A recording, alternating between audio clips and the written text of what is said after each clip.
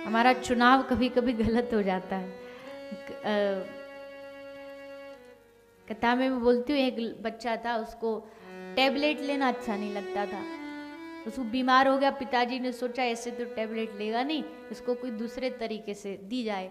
तो उन्होंने क्या किया, उसको रसगुल्ला पसंद था, तो रसगुल्ले के अंदर टैबलेट डाल दी घुसा के। बोले बेटा खा लेना। बोला हाँ पिताजी खा लूंगा। पिताजी आए शाम को, बेटा खा लिया? बोला हाँ पिताजी खा लिया। वो कैसा था? बोले बड़ा अच्छा था, बहुत टेस्टी था, बड़ा बढ़िया लगा, पर पता नहीं अजीब सा था, उसमें गुठली आई थी, मैंने वो फेंक दी। पहली बार गुठली वाला रसगुल्ला खाया। पिताजी बोले राम राम राम, बेड़ा गर्क कर दिया। जिसलिए खिलाई थी वो तो ली नहीं, और बार बार रस रस ले लिया। वैसी कथा का जो सार है ना, वो कई माध्यमों से आपको परोसा जाता है। कभी कभी बीच में थोड़ा हंसी के लिए कुछ सुना दिया, भजन सुना दिए, पर उसको चुन लिया और जो सार है उसे फेंक गए तो कोई फायदा नहीं। वो तो इसलिए सुनाया जा रहा है ताकि सार को आप कैच कर सके, वो छोड़ना नहीं है। तो ये सत्संग हम सुन रहे हैं, श्रवण। और देखो सत्संग कई तरीके का होता है।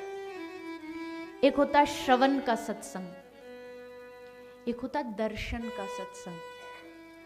कई साधु ऐसे होते हैं, उनके दर्शन करने से ही सत्संग का फल मिल जाता है। देखना भी सत्संग है, उनका दर्शन सत्संग है। एक है श्रवण का सत्संग, एक है देखने का सत्संग, एक है स्पर्श का सत्संग। कोई महापुरुष छू दे ना, वही सत्संग बन जाता है, वो भी सत्संग का एक माध्यम है। तो ये सत्संग सुनने को हमें मिला, और सत्संग से हमें चाहिए क्या? इस सत्संग से क्या चाहिए हमें? भक्ति, सिर्फ भक्ति। क्योंकि भक्ति के बिना भगवान कभी भी किसी को प्राप्त नहीं होने वाले। भक्ति बनी, और भक्ति का गुण क्या है? हमारे भीतर भक्ति आ गई है, कैसे पता चलेगा? मम गुण गावत पुलक शरीरा, गद गद गिरा नयन बह नीरा। भगवान की याद आए और झरझर आंसू बहने लगे, भगवान के लिए तड़प व्याकुलता हो जाए। त्रुटिर युगायते त्वाम पश्यताम, गोपी गीत में कहते त्रुटिर युगायते, आपके लिए हमारा हृदय व्याकुल रहता है। व्याकुलता ही प्रेम का एकमात्र रास्ता है भैया, और कोई रास्ता नहीं। तो भक्ति मिले, भक्ति के अलावा भगवान से कुछ मांगना भी नहीं। जहां भक्ति मिल रही हो ऐसी जगह जाओ, वहां बचने के बहाने मत ढूंढो। मैं पहले ही दिन कहा था बाकी सब काम कर लेंगे, लेकिन जरा सी बारिश आ गई, आज कथा कैंसिल, आज नहीं जाएगी। कौन से गल रहे हैं उस पानी में? ठंड हो गई, आज नहीं जाए, अरे कौन सा क्या हो जाएगा? हम बचने के बहाने ढूंढते, जब बच्चे पढ़ाई से बचने के बहाने नहीं ढूंढते, उनको छुट्टी के बहाने चाहिए होते हैं, कैसे भी छुट्टी मिल जाए। बोला छुट्टी लेकर के दादाजी के साथ मेले में घूमने चला गया। तो छुट्टी लेके गया था, सामने से मास्टर जी आ रहे थे।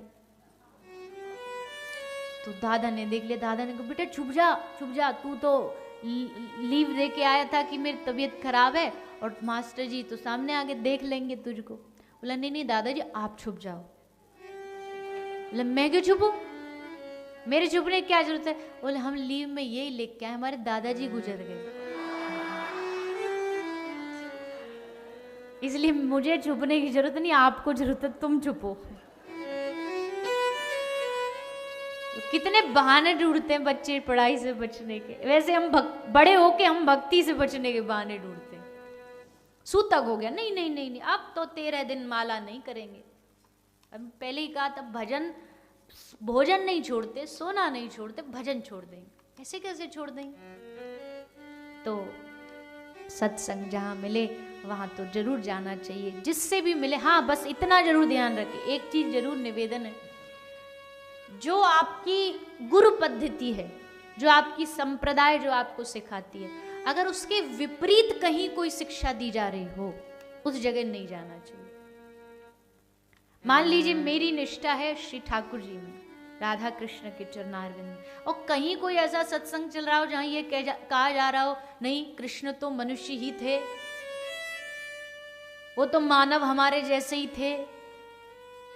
तो उस जगह सत्संग को वह प्रणाम करो और उठ के तुरंत चलेगा। इष्ट की कभी निंदा नहीं सुननी चाहिए, वो सत्संग हमारे लिए नहीं है। जहां हमारी आराध्य की निष्ठा को भटकाया जा रहा हो वहां नहीं रुकना चाहिए। अन्यथा जहां सत्संग मिले श्रवण करो। तो आइए